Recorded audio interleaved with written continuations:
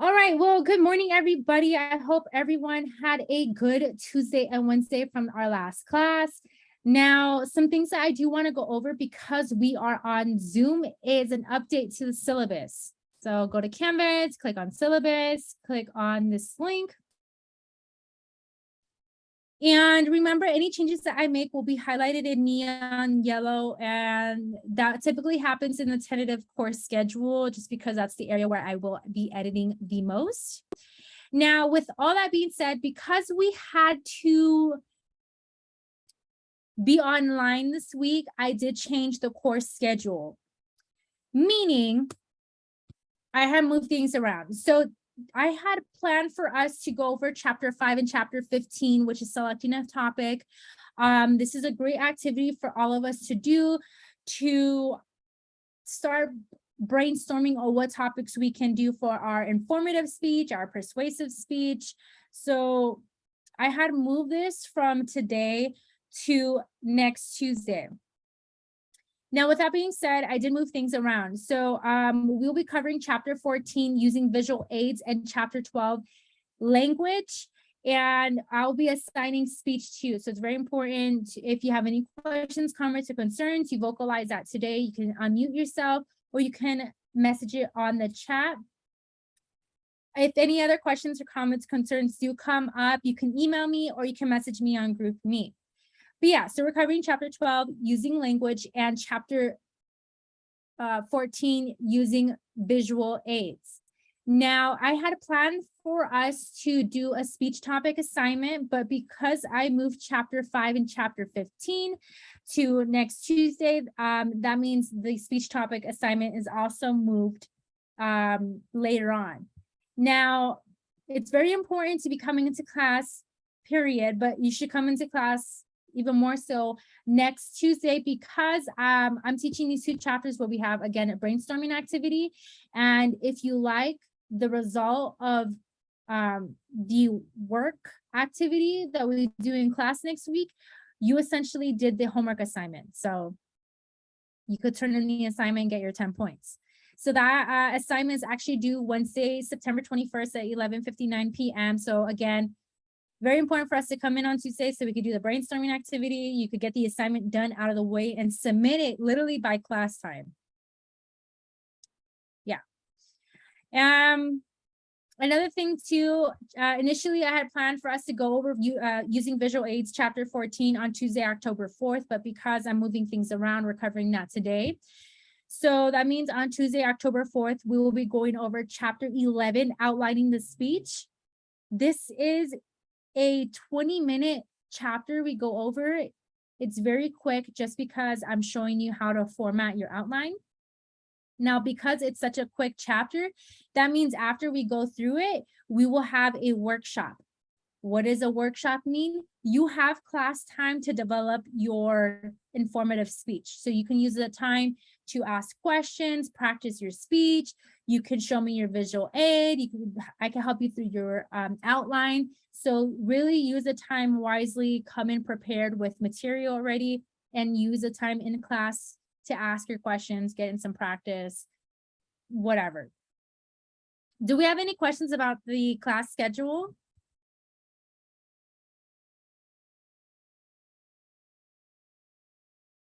Any questions? No? No? Okay. If you have any questions, again, please email me, send me a message on GroupMe. Okay, quick question from Ireland. What if we have to do Zoom next week due to the flooding? Will that affect Tuesday's assignment?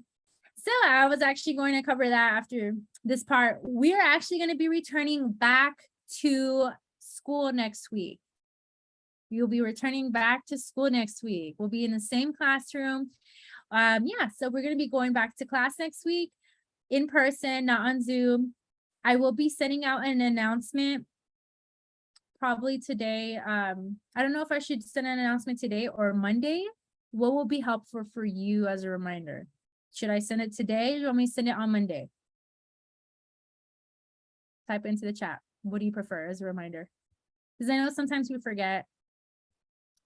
Monday. Okay, so then I'll send a reminder Monday morning. So I'll send a reminder Monday morning so you know, hey, we're not on Zoom. come to class Tuesday, and we're going to be regular for the rest of the semester. Granted, if there's not another flooding, but yeah. So, okay, I see Monday. Yeah. But I'm glad he did ask, Ireland. We're going to be going back in person. So that's why I have moved and pushed back the activity and the assignment until Tuesday. So it gives us time to do it in class and get it out the way. Yeah, definitely Monday. Okay, cool. Now, let me go to the lecture today. Let me screen share. Share screen, portion of screen.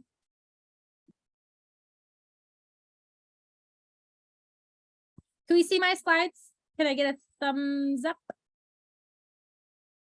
Hold up. Let me move this a little bit more to the side. Can we see my slides? Yeah. Thumbs up. Come on. I can't see the thumbs up. Okay, yeah. All right. I see the thumbs up now. Cool. Awesome. So let's go ahead and get started. So the first thing I really want to cover is assigning speech 2. So if you have any questions, comments, concerns, please feel free to ask. I am assigning it, so we have a general knowledge that I did assign it. The additional information about the speech will make more sense as we go along through the chapters. So please make sure you continue coming to class. I set up the class course schedule so that way we're moving along at the same pace. Meaning, for example, next week on Tuesday, we will be doing a topic activity. Then you do the topic assignment. I give you your points. Cool, you know exactly what topic you're going to do for your informative speech. Then we move forward. Well, how do we research the topic? How do we gather materials? Then the next chapter, how do we create a body of the speech? How do we do the introduction? How we do the conclusion? So it's very important that we keep up at the same pace as the lectures, just because everything's formatted to fit the upcoming speech. So I want to make sure we're all moving at the same pace. And if you have any questions at all, you can email me or send me a message on GroupMe. We will work through it together. Cool. Awesome. So if you have any questions, please message them on the chat. I have the chat open to the side, so I will be monitoring that.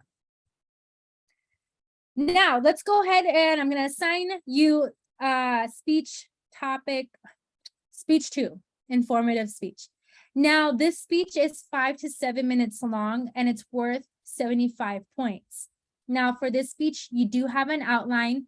The outline is 12 points and that's included in the 75 points. So again, 12 points, it's already included in the 75. So again, the whole entire speech is worth 75 points. Now, the purpose of this speech is to inform us about a topic of your choice. It is not to demonstrate or to persuade. You're essentially just giving us information. You are the expert in the topic that you select, and your goal is to inform your audience about your topic. Now, for this speech, you are required to have 3 different sources. So what does that mean? It means wherever you retain your information from, you must verbally cite it. So if you are informing the audience about the dangers of texting while driving, well, the statistics that you gather, the information, anything that you gather from the internet, from newspapers, from scholarly databases, from TV news articles, any of the information that you gather, you must cite that in your speech and in the outline.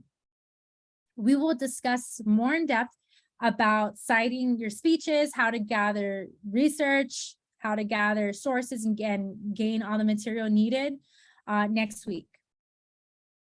But again, you are verbally citing your sources. A lot of us already had some practice verbally citing people when we had stated quotes as our hook for our previous speech. So some of us may have said Kanye West quotes. Some of us may have recited quotes from Dr. Seuss. But for the most part, a lot of us did get a little bit of practice in of citing sources. So some of us may have said, for example, life is like a box of chocolates. You never know what you're going to get. This was said by Forrest Gump. See, that's a citation. It's a verbal citation. So, but again, I'll talk about it more in depth as we move along through the semester. So for this speech, you must have a visual aid. Now, our first speech, our cultural artifact speech, we did have visual aids. We have brought items in that you were talking about, cultural artifacts. These are also visual aids. These are objects. Now, for this speech, you are actually going to be using a PowerPoint or a Google slide. Now, with the PowerPoint or Google slide, the reason why I say those two different formats specifically is because those play best in the classroom. If you want to use Prezi, let me know and I can see if that will be able to project on the classroom. But for the most part, I want everyone to stick to PowerPoint slides or Google slides. So again, you have this informative speech, you must have an outline and you must have a visual aid. Now your outline is a full sentence script of what you intend to say during your speech. Now this outline just lets me know that you did the work behind this upcoming speech, you're just turning it in. Now, there's two different deadlines for this speech. The first deadline is that you have to submit your outline and visual aid. So you must submit your outline and visual aid.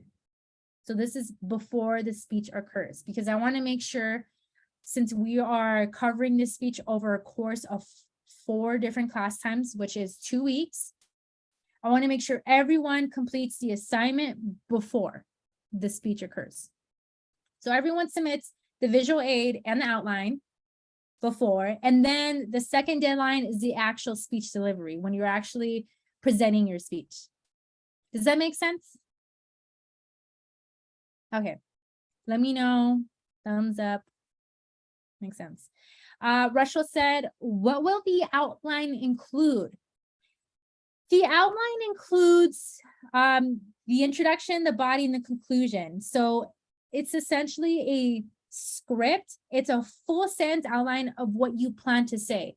When you turn in the outline, I'm not going to print it out and have it here and say, oh my gosh, that person forgot to say this line. That's not what I'm doing. The outline is just letting me know that you did the work beforehand and it's all completed and you're just submitting it to me. That's it. Does that make sense? Now, what exactly the outline has, I'll go over October 4th when I teach chapter 11 outlining, but it's essentially your whole entire speech. So the introduction, the body, and conclusion. So those 3 items. Does that help answer your question, Rushel? Let me know. Yes. Okay, awesome. A lot of this will make more sense as we go along through the chapters again. So again, it's very important that you do continue to come to class, because if you miss a day, it may impact how you go about approaching this upcoming speech. So make sure we stay in class and we have participation so you can get access to these notes. So again, y'all, please make sure that you stay up to date with assignments. I will let you know when I assign you assignments. I'll let you know when the due date is. I may send a friendly reminder like, hey, the assignment's due today. I want to make sure that we're turning in all of the necessary documents, everything into Canvas, because if not, you know, the penalty, it will be a 0 without, if you do not have a verifiable excuse. But yeah, so again, this upcoming speech, the purpose of the speech is to inform our audience. We are informing them, we're presenting them information. We're not persuading them to do something. We are just providing them information. So provide information. We are not persuading. It's informative speech. Yeah. Okay, cool. So let's go ahead and get started. So today I'll be starting off with chapter 14, using visual aids. Using visual aids. Now, please know the things that are highlighted. I will emphasize certain points, but for the most part, things that are really noteworthy are the last 3 slides. The last 3 slides. So chapter 14, using visual aids. Now, I want to discuss some advantages using visual aids. The first is that it enhances the speaker's credibility. Now, as you are presenting whatever topic it may be, your audience already has a perception that you are a credible source. Now, because you are a credible source, you're a credible speaker about the topic, the visual aids that you use, whether that's a PowerPoint that you have or whatever object that you decide to bring, it just enhances your credibility. It just makes you look and appear that you are even more credible source because you have supplemental information to guide your audience. So again, this enhances your speaker's credibility. The second advantage is that it improves persuasion. So our third speech, our persuasive speech, we will be using visual aids. Now, if your topic is to persuade your audience to go on a tropical vacation, when you have visual aids such as this awesome Zoom background of a palm tree and the beach, it enhances what you're trying to persuade them to do because you're getting them to visualize the scenery. You're trying to immerse them to do something. So it improves persuasion. Third is that it helps combat stage fright. Now, I did discuss this last week, but when you do have a visual aid like a PowerPoint, it helps alleviate the audience's eyes off of you and onto the visual aid. Now, a lot of times we might feel more frightened just because everyone's staring at you. But when you have a visual aid, it helps you combat stage fright because all the attention is now shifted onto the visual aid. So an advantage, it does help combat stage fright. Now, the fourth is that it helps increase audience's interest. Now, many of our audience could be visual learners. So for example, like myself, I thrive off of visuals. So when you are speaking to them, and for those audience members who are auditorial learners, meaning they learn just by listening, when you have a visual aid, you're able to attend to the different types of audiences. So that's a visual learners, that's also auditorial learners. So you're able to increase the audience's interest. So these are the 4 advantages of visual aids. Do we have any questions? Again, please feel free to unmute yourself or drop them on the chat. Okay, awesome. So let me go ahead and move forward. So there's various different types of visual aids, and I'm just going to brief over the ones that are the most pertinent to our upcoming speeches. But the first kind of visual aid is objects and models. So for our cultural artifact speech, we brought items to class or to Zoom, but we brought items, and these are objects that are essentially, they're visually here so that way our audience can see. So these are perfect aids to demonstrate whatever we're talking about. So objects and models. Now in the next couple of slides, I will be going over each kind of visual aid. So I'm going to go ahead and move forward. So photographs and drawings. So regardless of what your topic is and whatever visual aid you decide to choose, make sure it is large enough to see. So if I'm trying to inform my audience about the different monuments in Indonesia, and I want to provide an image, make sure that the image is large enough to see, that make sure it's not small and tucked away into the corner. You want to make sure it's in full display so that way your audience is able to process the image that you have. Another thing too is that it brings to life what words verbally can't. So images are a great way to get your audience immersed into the topic at hand. And an example of this is that if you're trying to inform your audience of dyslexia, this image will be very helpful for your audience to picture what it's like to have dyslexia. So again, whatever image or drawing that you choose to display, make sure it's large enough for the audience to see. Make sure it's large enough for your audience to see. Moving on, I will be going over graphs. Now, graphs are a great way to show statistical trends and patterns of whatever topic that you are telling them or informing them or persuading them about. So it's a great visual for your audience to have, especially when you're trying to compare and contrast certain events. So some graphs may be a line graph, a pie graph, bar graphs, charts.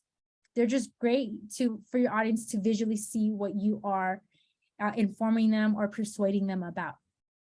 Again, whatever graph you decide to display, make sure it's large enough that your entire audience can see.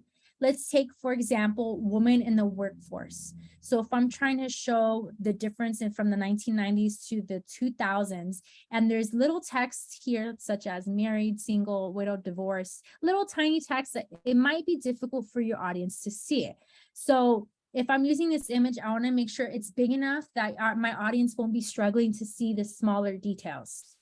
So again, this is great to display statistics and add further credibility or further emphasis on whatever point that you're trying to make. Just make sure it's large enough that the entire audience can see. Do we have any questions about graphs? Again, please feel free to unmute yourself or send it on the chat. But let me go ahead and I'm going to move forward to talk about the next type of visual aid. Now, let me play this video if it allows me to, just because I'm screen sharing. It did for me earlier. Ah, okay. It's time for the moment you've been waiting for.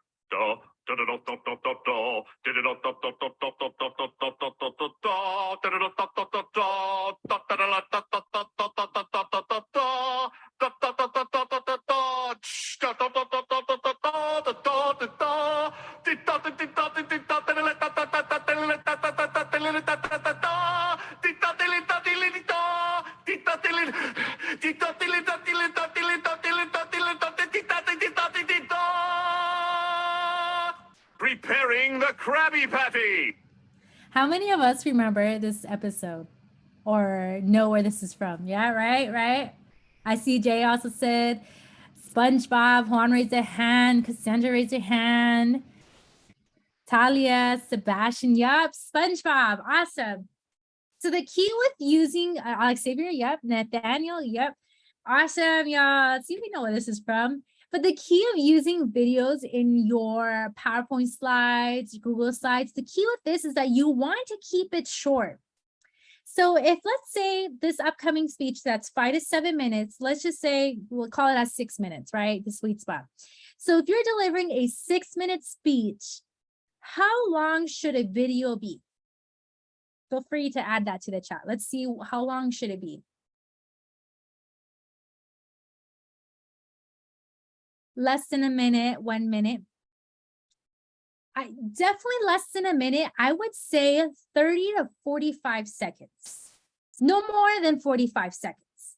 No more. But typically 30 to 45 seconds for the 6-minute speech. Now, the thing with playing a video is that you want to make that connection of why are we watching this video? Because that's what the audience is going to be wondering. Like, why are we watching this Krabby Patty SpongeBob video? What is the point? What is the purpose? What am I trying to emphasize? So as a speaker, you need to explain why you're showing this video. For example, the reason why I'm showing this Krabby Patty video is because it's a 30-second video.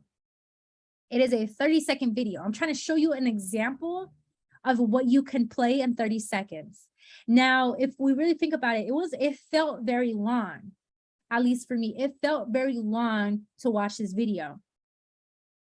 So just remember, whatever video you decide to show, make sure it does not exceed 45 seconds.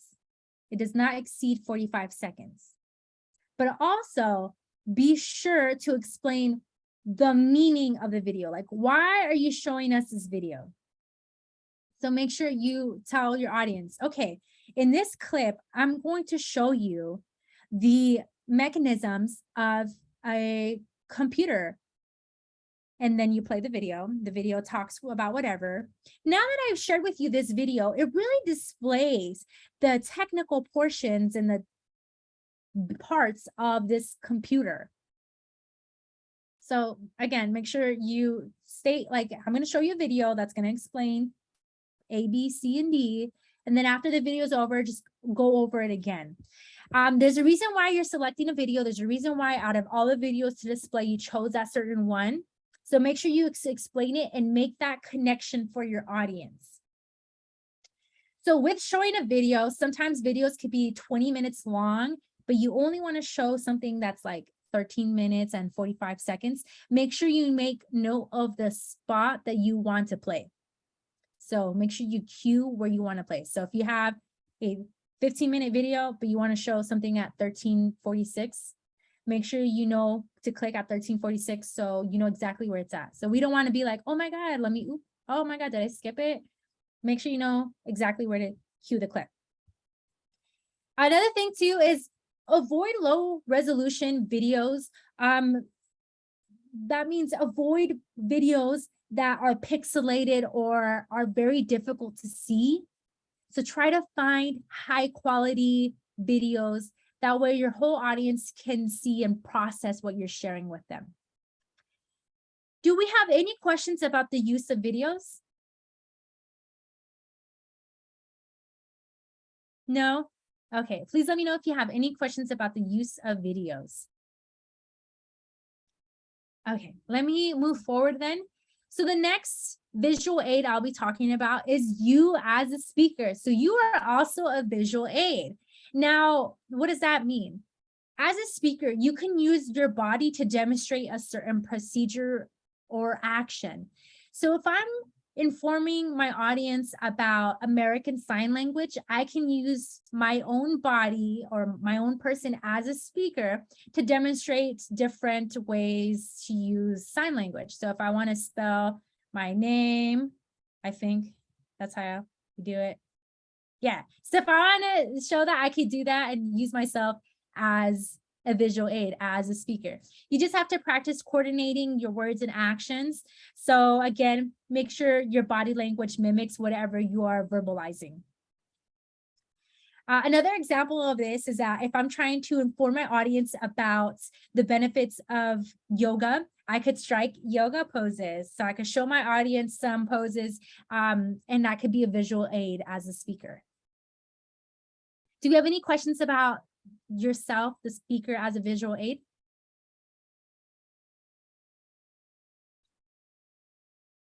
None so far? Okay. So let me go ahead and move forward. These next couple slides are important because they're more of the technical items that I'm looking for in your visual aids.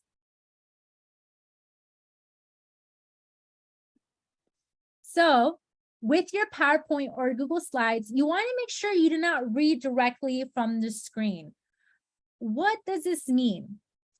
As the speaker, I don't want your whole body turned towards the screen. Let's say this is my visual aid here. I don't want your whole body turned towards the visual screen and you're reading off of it.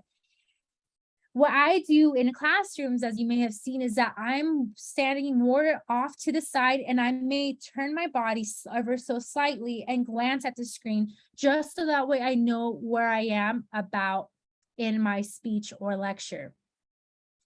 Now, I don't want you to be reading from the screen because you should be very informed and knowledgeable of where you are at within your own speech. So how do we do that? Through practice.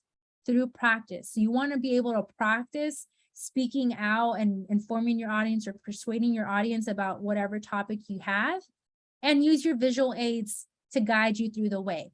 Just make sure that you're not heavily relying on the visual aids, because then it seems like I had any student come up and just trying to wing it.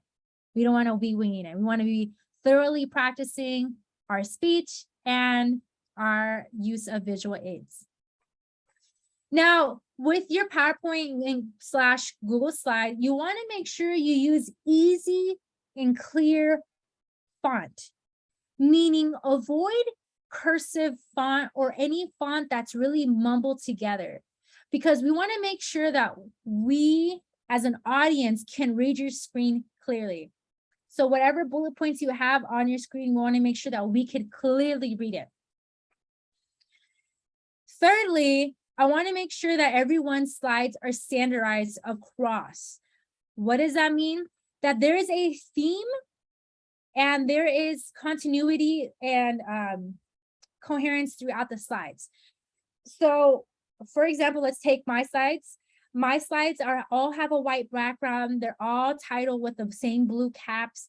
The font is all the same. The text size is generally within the same parameter. And the theme of this colors, the blues and the orange and the red, it's all the same. So there's continuity throughout the entire slides. So we want to make sure there's continuity. There's the same theme all throughout. Another thing is normal case. Make sure that your bullet points and how you type is normal case. What does that mean? I do not want this type of typing because this looks funky.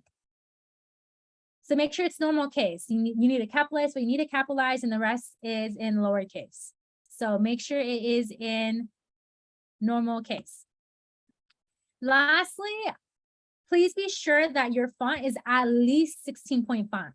Anything smaller is going to be hard for the audience to read or to look at, and it's not visually appealing just because it's so tiny. So make sure it's 6-point font so that way everyone in the front of the class, to the very back of class, to the left, to the right, everyone can clearly see your slides.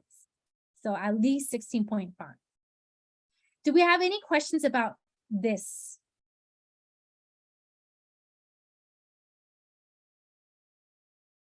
Please let me know if you have any questions at all.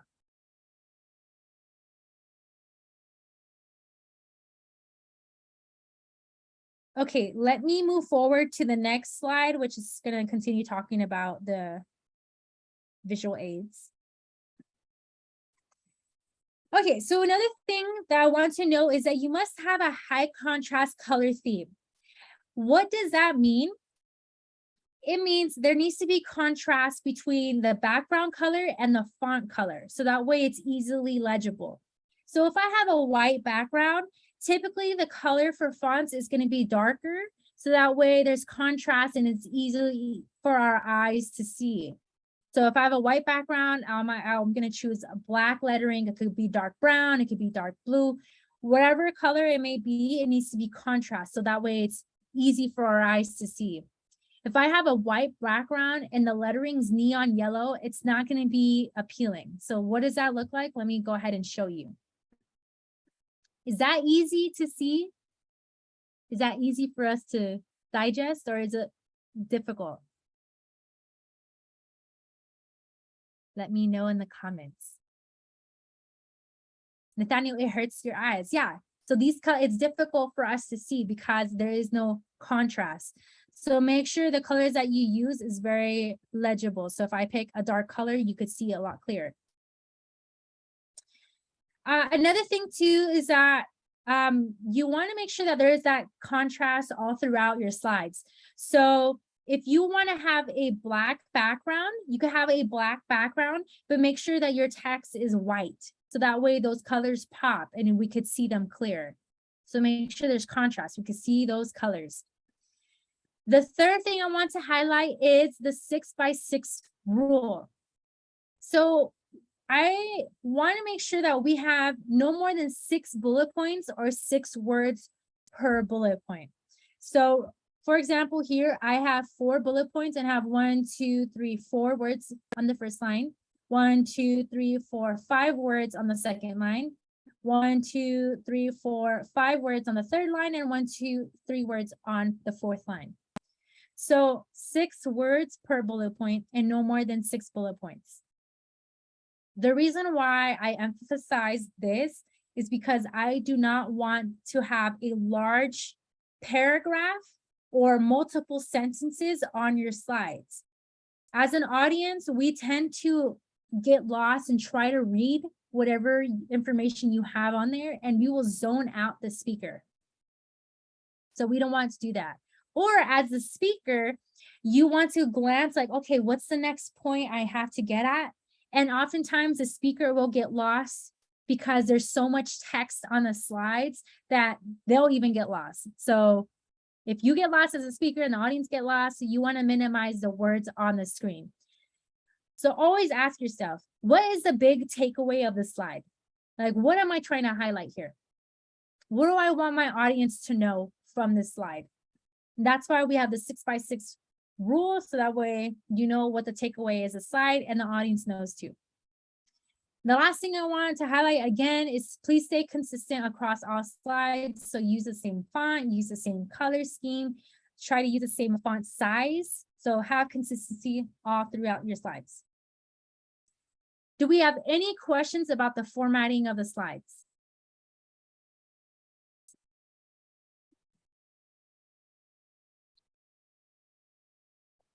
No? Okay. Let's move on to the next slide, which is going to be covering tips. Now, to reiterate, make sure you display visual aids where everyone in the audience can see. So whether that's using an image or you have bullet points, make sure it's large enough that everyone in the audience can see what you're displaying. Next, please make sure whatever you're verbally communicating to the audience matches the visual aid. So let's take the cultural artifact speech. Let's say I'm discussing something about the past, but my slide is talking about the future. There's some disconnection because I'm verbally talking about something differently, but my slide is representing something completely different.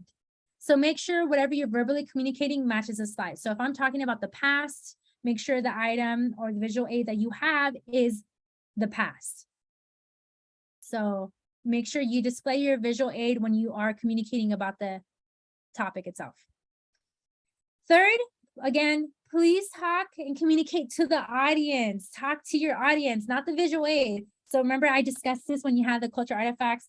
Make sure you're not talking and looking directly at the item. We are talking out towards the audience. So make sure you're speaking to the audience. Something I want to emphasize is make sure you practice with your visual aids. Make sure you practice using your Google Slides, your PowerPoint, so that way you get into the rhythm of when you should move on to the next slide. So make sure you know when to click and move on to the next slide. So practicing with your items is key. That's why we have 2 workshops. So that way, if you want to practice delivering your speech or use of your slides, I am there to help you and give you feedback along the way. So please use your workshop times wisely. The last part is something of a requirement. I am looking for you to have at least 5 slides, at least 5 slides. Now, the first slide is your title slide. So it's where your introduction takes place.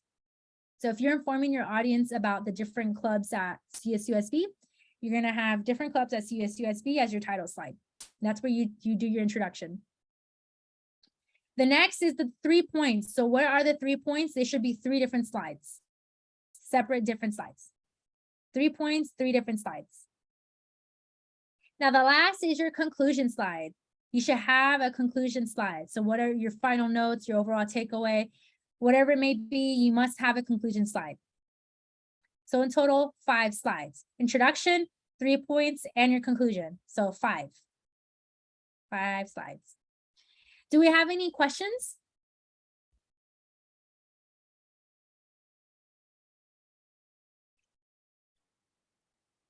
Do we have a general understanding of what I'm looking for in your visual aid? If so, put a thumbs up. If not, you could put a thumbs down or just say yes. I see a lot of people saying yes.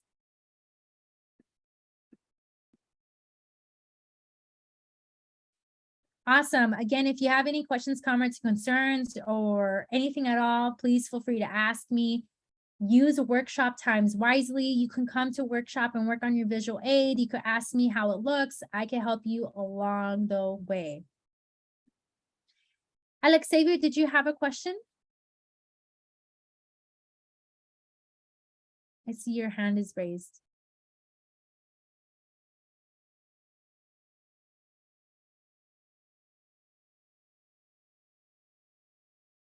No? Okay. So in the next coming slides, I want you to tell me whether these slides are effective or ineffective. So again, these are examples. Let me know if this is an effective or ineffective slide. You can unmute yourself or you could drop them in a chat. So let me know whether it's ineffective or effective. Let's get started. So is this an effective or ineffective slide? I see some people commenting ineffective. Ineffective. Now, why is this an ineffective slide? Font is too small. Most definitely, the body font is way too small, so it's hard to read. Ineffective, very small fonts. Font is too small. The text is too long. Yes, most definitely. So the text itself, it's a huge paragraph. So as an audience member, you're going to try to read the paragraph, but it's just information overload. So we want to make sure that we condense it down to bullet points. Condense it to bullet points. Too much writing, yes. Red text, most definitely. So if we look at this is the title slide. It is very hard to read because the red is not popping out of the black. So this is hard to read. Make sure you have colors that has contrast. The font is in cursive. Yeah, most definitely. This up here is in cursive. So it's very, very hard to read. It says Mystery of Easter Island, but it's very hard to read because it's in red and the font is in cursive. So it's very hard to read. So we want to make sure that we choose font that's legible for the audience and colors that's legible too. Awesome. Great job, y'all. Yeah, very ineffective slide. Let's move on to the next example. Is this an effective or ineffective slide?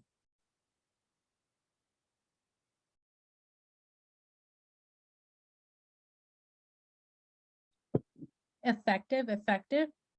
Now, why is this an effective slide?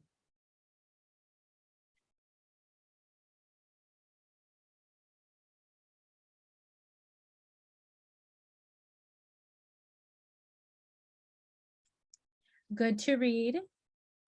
Font is perfect, more visualizing bullet points, contrast, font is easy. Follows 6x6 rule mentioned earlier. So this slide is more so a little bit of a trick. The reason why is because I would consider this an ineffective slide. Can we guess why this may be an ineffective slide?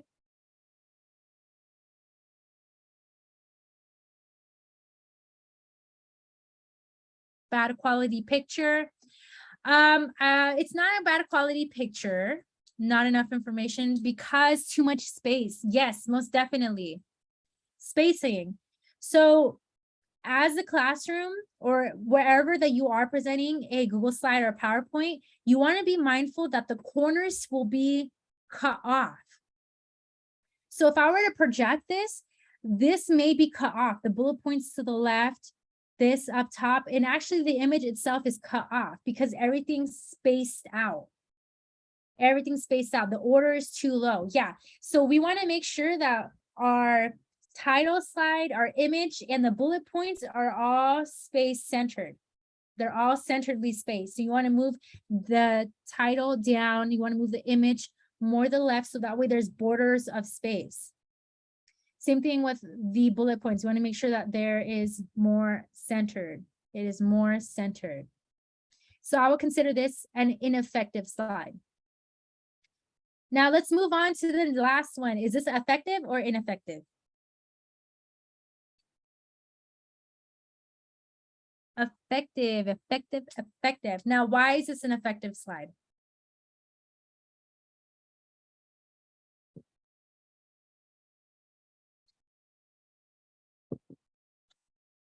Words are clear to see, most definitely, most definitely. So we have here the image is clear to see. There's spacing, it's not cut off. Everything looks perfect font-wise and not, yeah, exactly. Not, the picture is not cut off. The font, the white, the color, there's contrast in the color, so it pops more. So we have here that the bullet points are more centered, the image is more centered, it's clear to see. The title is clear to see, there's spacing. And even so, there is a underline here. So there's a divide between the title slide and the body, so the bullet points. So which slide would you prefer? Slide number 1 or slide number 2? Which is more appealing? Which one is more appealing? Slide number 1 or slide number 2? Slide number 1 or slide number 2? I see the chat. Yes, most definitely. Slide number 2 is so much more appealing because there's spacing. It's clear to see. There's contrast, bullet points. It looks so much more better compared to this first slide.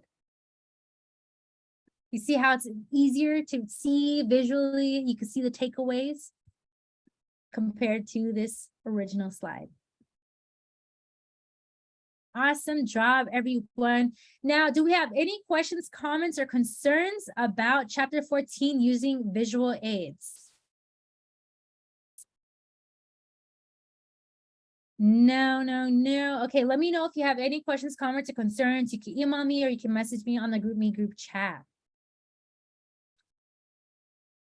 Let's move forward. So now I'm going to be covering chapter 12, using language. Chapter 12, using language.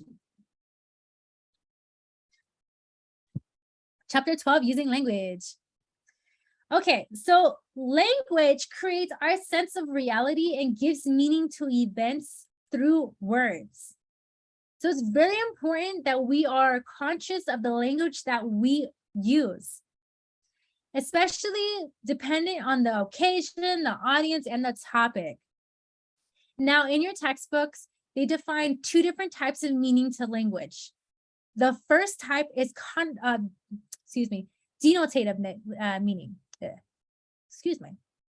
Denotative meaning. That is the first type, denotative meaning. Now, denotative meaning is the literal or dictionary meaning of a word or phrase. So denotative meaning is the literal or dictionary meaning of a word or phrase. So it's precise, it's literal, it's objective. It's when you open up the dictionary, search up the term, you find it, it's the dictionary meaning, it's denotative.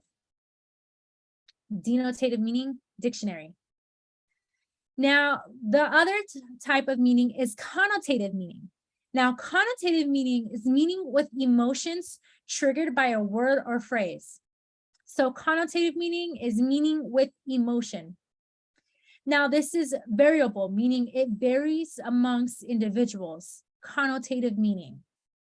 It's figurative and subjective. So it's subjective to the situation, to the person, to the individual. So it varies for interpretation. Connotative meaning, meaning with emotion. So denotative is dictionary and connotative is meaning with emotion. So for example, I have here the word cheap. Now, when we look up for the denotative meaning of the word cheap, it is low in cost. Now, when we look for the connotative meaning of the word cheap, it is poorly made or inferior. So dictionary meaning and then connotative meaning. So meaning with emotion. Now, can we think of another example that may have 2 different meanings? This could be like slang. Can we think of a term that may have different meanings? Let's see, broke. Most definitely. So if we look up for the dictionary term of the word broke, it may be broken, something that's fallen apart. Versus if we look at the connotative meaning of broke, what would it mean? What would the connotative meaning be?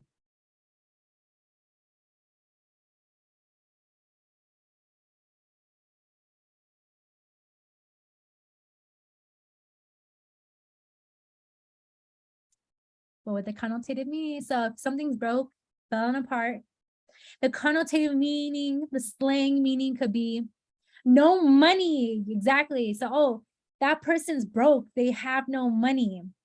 Versus the dictionary could be something that's fallen apart. They have no money. They're broke. They're broke. It could also mean they broke the bank.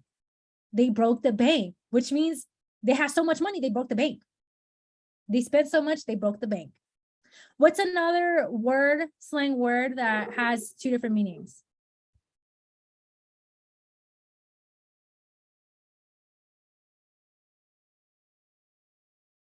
Tripping, Kareli, tripping. The denotative meaning, tripping. Oh, that person had fallen or stumbled over their feet. What would be the connotative meaning of tripping?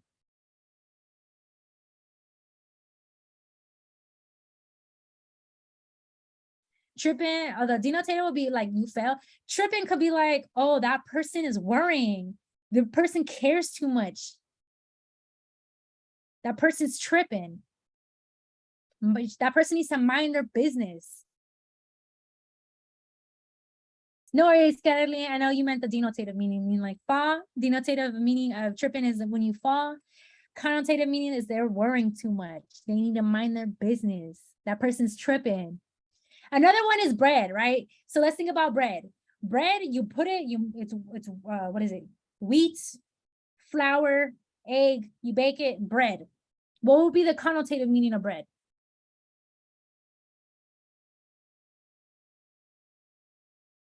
Get your bread up. What would be the connotative money? Money, right? Money, get your bread up. So you see how words, language has two different meanings, especially with slang. Yep, shmoney, get your bread up.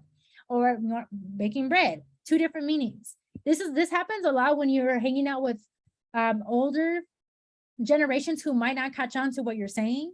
Like, for example, snake,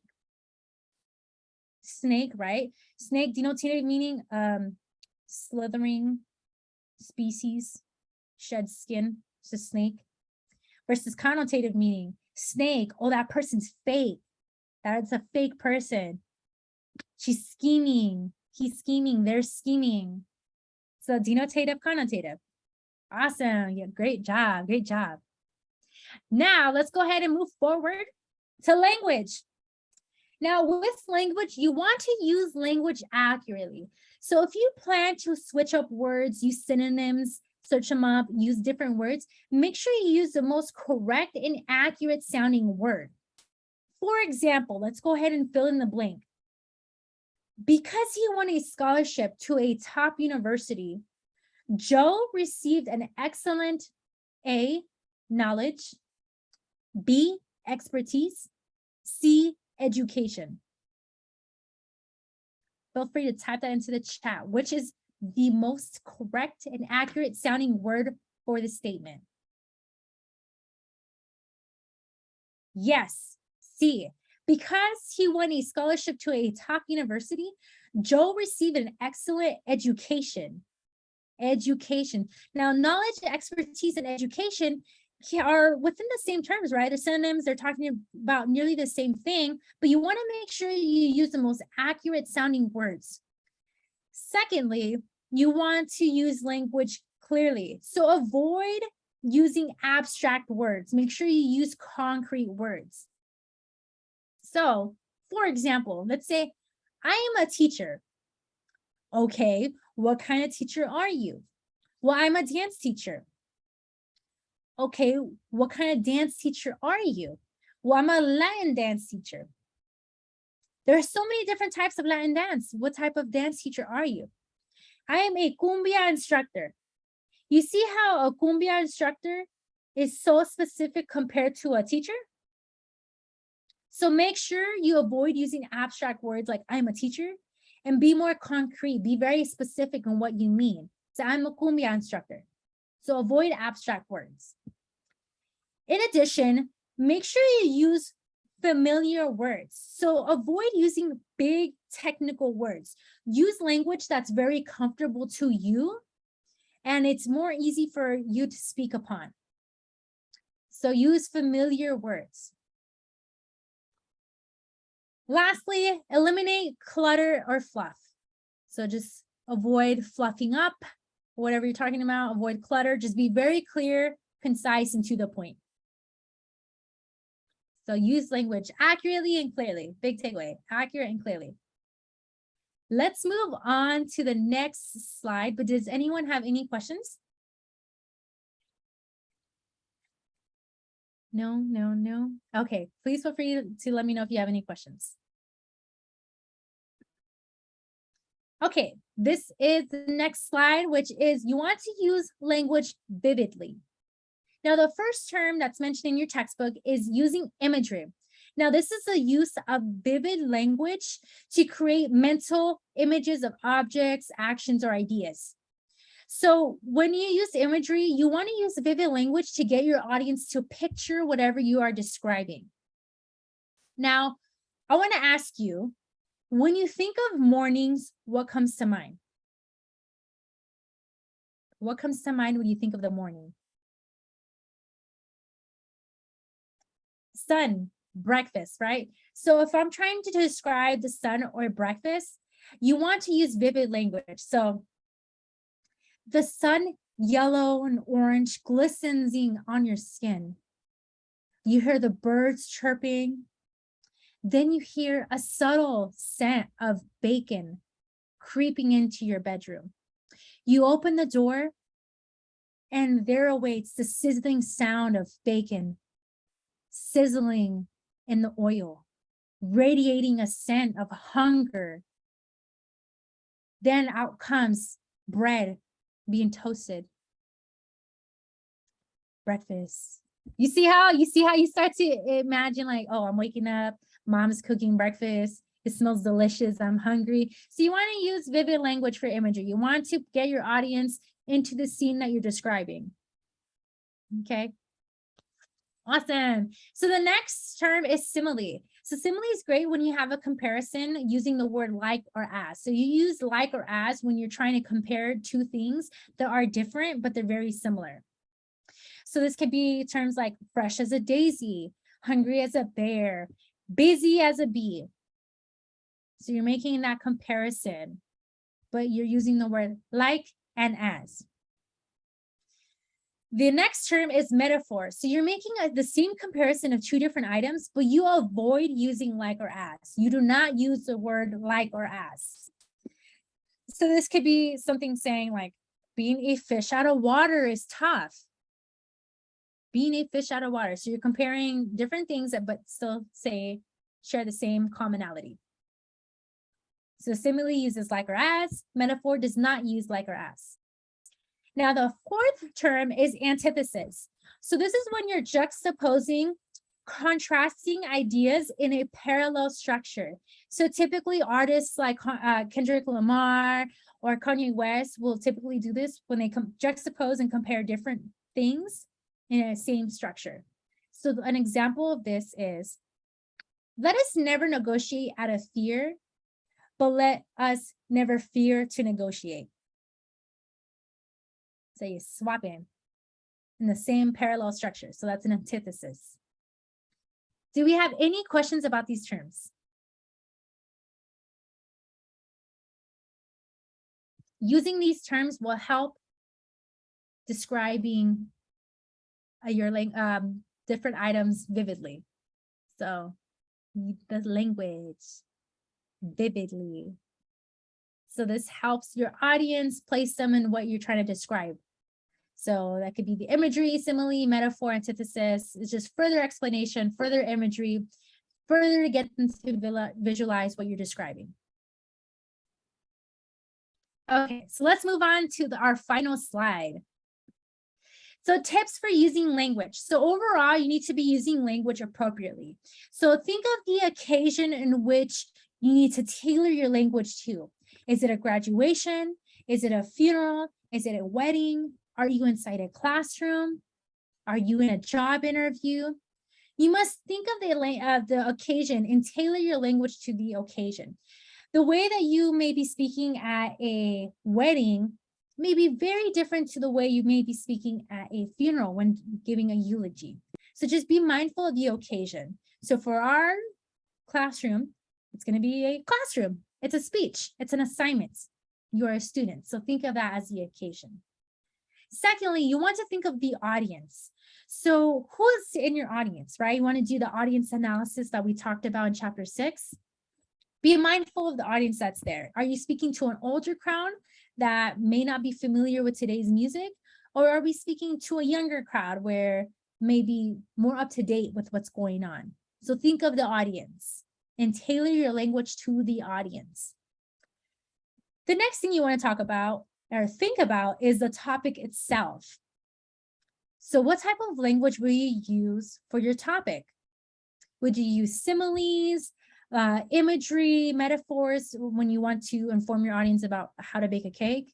So just think about what language to use for your topic. And lastly, think of yourself as a speaker. So use the language that's the most comfortable for you. Don't try to overextend yourself by using terms that are not familiar for you or for your audience. Use language that's very comfortable to you. But make sure you're appropriate to the setting, right? So if you're using slang and slang's more comfortable for you, well, that may be more comfortable for the occasion of speaking to a friend or a peer versus speaking in a classroom setting where it's an assignment. So use more formal language that's comfortable for you for these upcoming assignments. The last thing I want to end off on is use inclusive language. So rather than using he or she, use the words they. Want to be inclusive. Same thing, avoid using man or woman, use person. We want to make sure that we have an inclusive setting because we live in a multicultural world. So we want to be respectful of one another. So use inclusive language. Do we have any questions about this slide? No, so far. Okay. Well, that concludes this chapter, chapter 12, using language. So if you have any questions, comments, or concerns, please feel free to unmute yourself or add them to the chat, or you can send me an email or send me a message on GroupMe. That concludes chapter 12, using language, and chapter 14, using visual aids. Are you posting the slides? Yes, because we are on Zoom right now, and this was a last-minute transition. I'm not going to be holding this against you at all, but I appreciate the class participation. These slides are posted onto Canvas. They are posted onto Canvas. So under Canvas, under modules, under class lecture slides, they are posted. So these are posted. So you do have access to the slides already.